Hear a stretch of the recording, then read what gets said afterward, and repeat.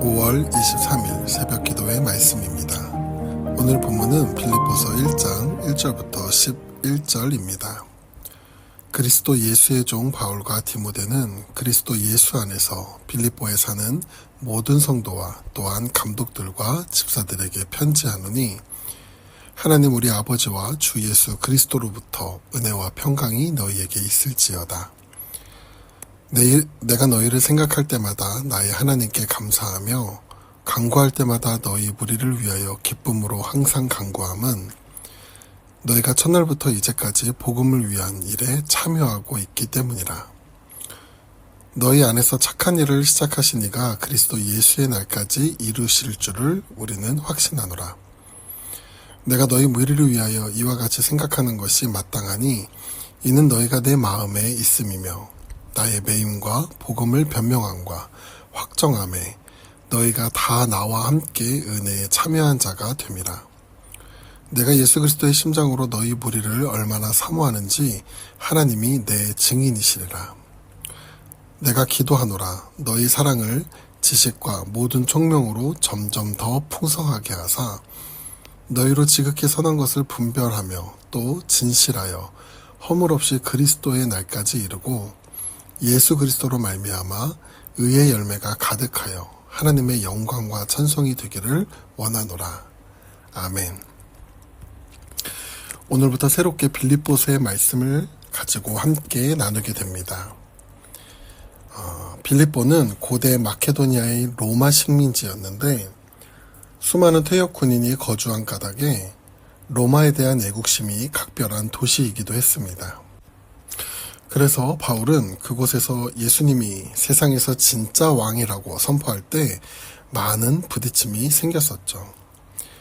바울이 그곳을 떠난 후에도 예수님의 제자가 된 빌립보 교인들은 계속되는 반대에 시달렸고 심지어 박해의 고통도 겪은 곳이기도 합니다.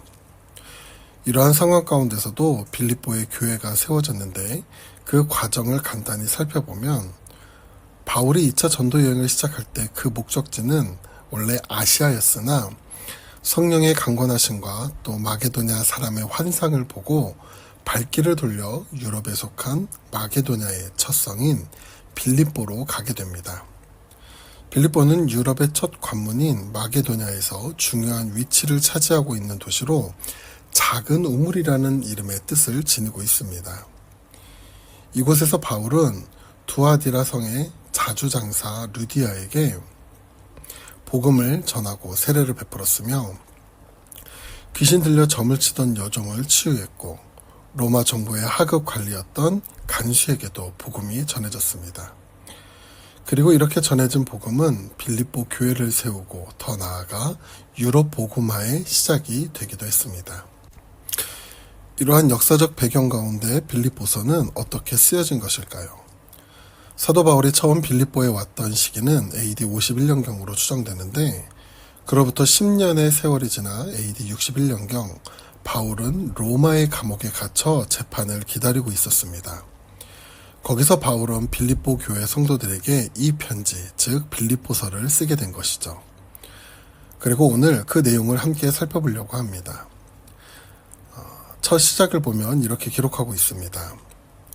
그리스도 예수의 종 바울과 디모데는 그리스도 예수 안에서 빌립보에 사는 모든 성도와 또한 감독들과 집사들에게 편지하노니 하나님 우리 아버지와 주 예수 그리스도로부터 은혜와 평강이 너희에게 있을지어다.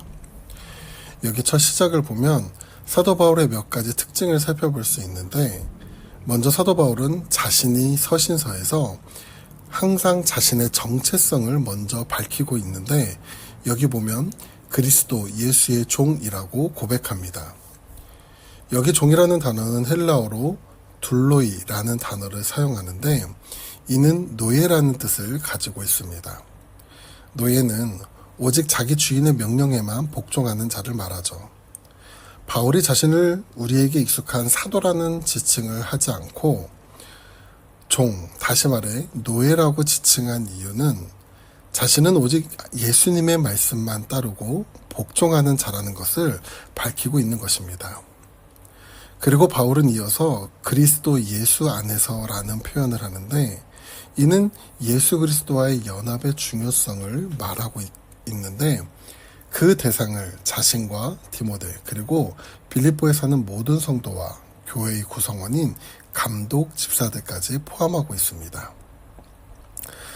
사도 바울의 이 표현에는 지금 자신과 지칭한 모두가 성도로서의 연합을 말하고 있는 것인데, 세상으로부터 구별된 그리고 예수 그리스도 안에 살아가는 거룩한 믿음의 공동체라는 것을 상기시켜 주고 있는 것이죠. 이후 사도 바울은 감사의 고백을 이어갑니다. 사도 바울이 현재 감옥에 갇혀 있는 상황 속에서도 이러한 감사의 고백을 할 수 있었던 이유는 빌립보 교회의 헌신 때문이었습니다. 사도 바울이 계속해서 전도 사역을 할 수 있었던 이유는 빌립보 교회 성도들이 힘들고 어려운 삶을 살면서도 바울을 계속해서 후원함으로 바울과 함께 복음 전하는 일에 참여했기 때문입니다. 그래서 3절에서 5절을 보면 바울은 이렇게 고백을 합니다. 내가 너희를 생각할 때마다 나의 하나님께 감사하며 간구할 때마다 너희 무리를 위하여 기쁨으로 항상 간구함은 너희가 첫날부터 이제까지 복음을 위한 일에 참여하고 있기 때문이라. 바울은 빌립보 교회의 어떤 모습이 생각났을까요? 처음 복음을 전할 때 복음의 열매가 맺히고 주 안에서 함께 기쁨을 누렸던 시간들이었을 것입니다. 그리고 헤어진 후에도 계속해서 사도 바울의 소식을 들으며 관심과 도움으로 함께하였던 이 좋은 기억들이 감사의 고백을 이끌어낸 것이죠. 그리고 그 감사는 빌립보 교회를 향한 간절한 기도로 이어지는데 6절에 보면 이렇게 기록을 합니다. 너희 안에서 착한 일을 시작하신 이가 그리스도 예수의 날까지 이루실 줄을 우리는 확신하노라.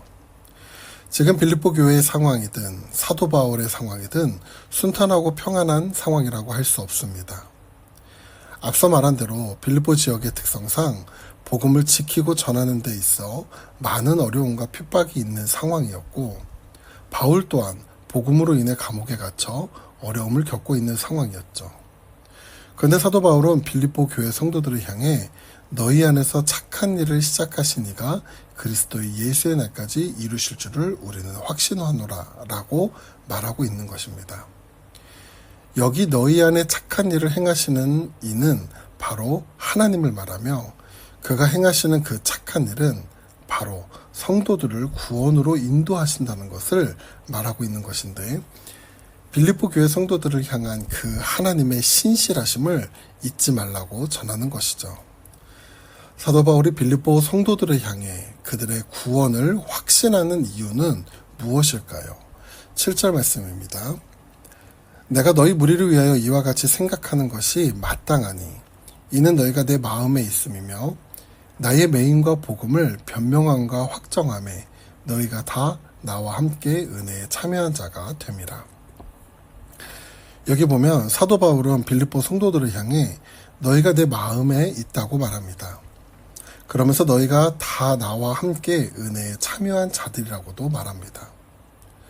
바울이 이렇게 표현한 이유는 지금 바울은 로마에 갇혀있는 상태임에도 빌립보 성도들은 바울을 멀리하지 않고 그와 함께 계속해서 복음을 전하는 일에 참여하고 있기 때문입니다. 다시 말해 어떠한 상황이든 믿음의 공동체를 계속해서 이어가고 있는 모습을 보며 사도 바울은 그들을 향한 하나님의 구원의 은혜를 확신할 수 있었던 것이죠.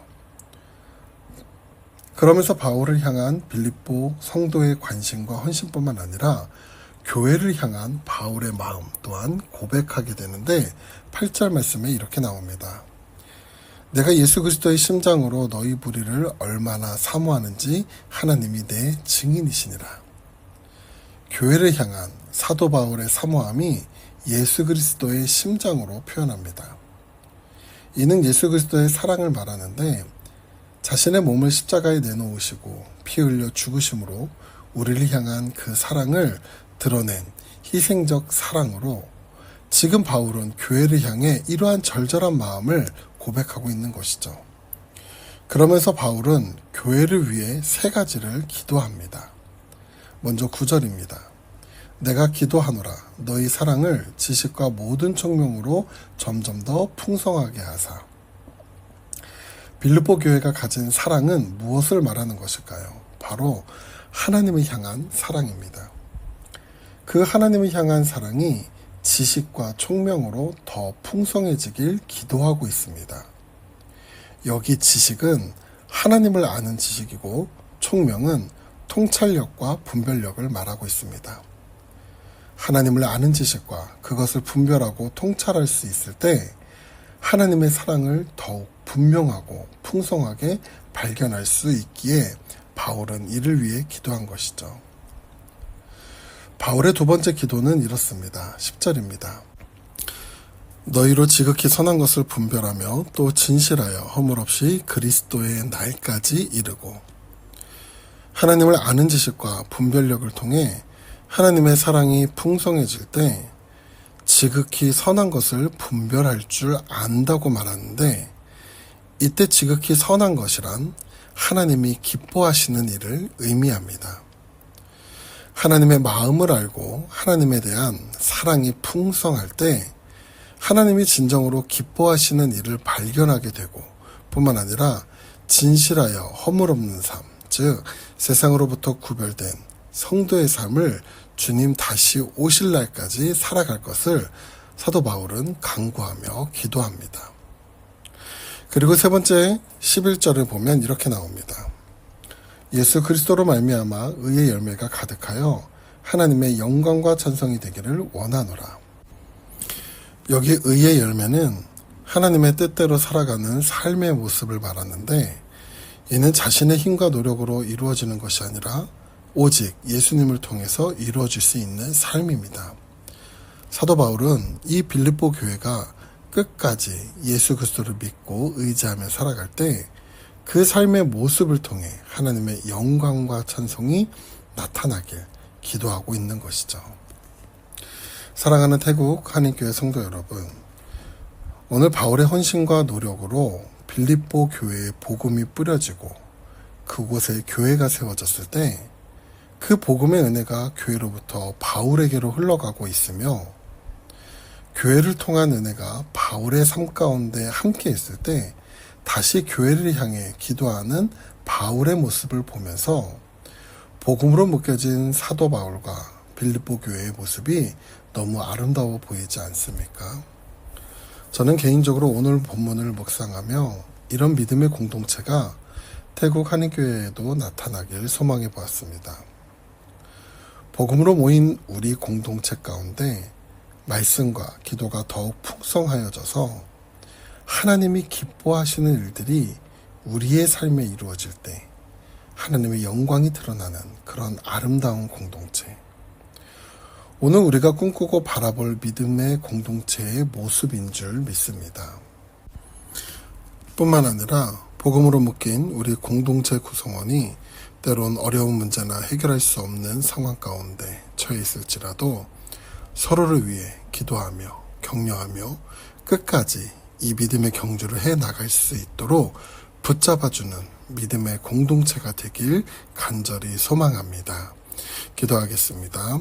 하나님, 바울과 빌립보 교회가 어려운 상황 속에서도 서로를 위해 기도하며 도우며 함께 믿음의 삶을 걸어나갈 수 있었던 이유는 복음의 메인 자들이었기 때문입니다. 오늘 이 복음의 은혜가 우리 교회와 목장, 성도의 삶 가운데도 풍성히 임할 수 있도록 은혜를 베풀어 주시옵소서. 그리고 서로를 위해 기도하며 협력할 수 있는 믿음의 공동체가 될 수 있도록 인도하여 주시옵소서. 감사드리며 예수님의 이름으로 기도드립니다. 아멘.